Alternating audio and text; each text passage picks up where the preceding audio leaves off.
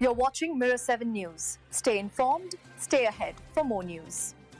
So here's what's unfolding right now, and it's a major development in a case that has hung over national politics for nearly 5 years. After all the speculation, all the grainy surveillance footage, and countless investigative dead ends, a suspect has finally been arrested in the January 5th D.C. pipe bomb case. His name is Brian Cole Jr., a 30-year-old man from Woodbridge, Virginia, and according to investigators, he is believed to be the person who planted the 2 pipe bombs outside the RNC and DNC headquarters the night before the January 6th Capitol riot.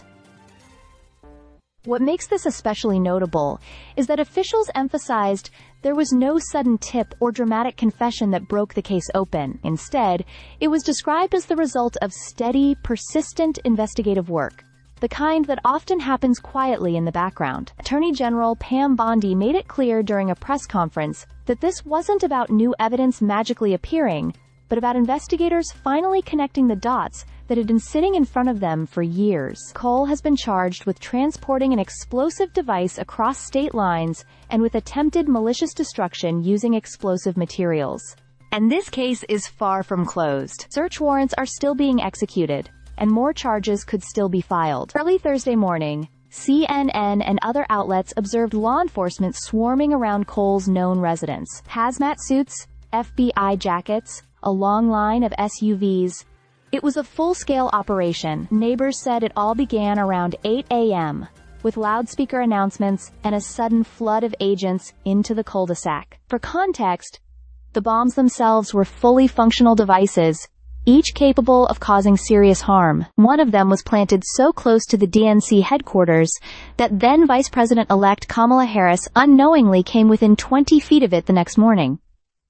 Their discovery pulled police resources away from the Capitol right as crowds began breaking through security barriers.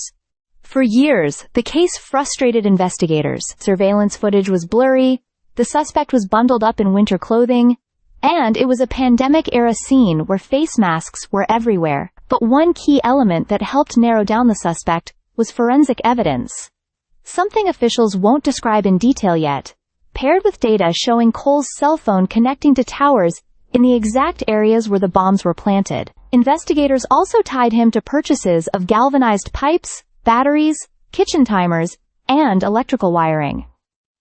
The arrest has already reopened political fault lines. Figures like FBI Deputy Director Dan Bongino, who previously floated unfounded theories suggesting the bombing was an inside job, are now publicly defending the work that led to Cole's arrest. Others, including lawmakers who had leaned into those conspiracies, are now acknowledging the FBI's findings. Even after years of speculation, misdirection, and intense partisan scrutiny, the message from investigators today is simple.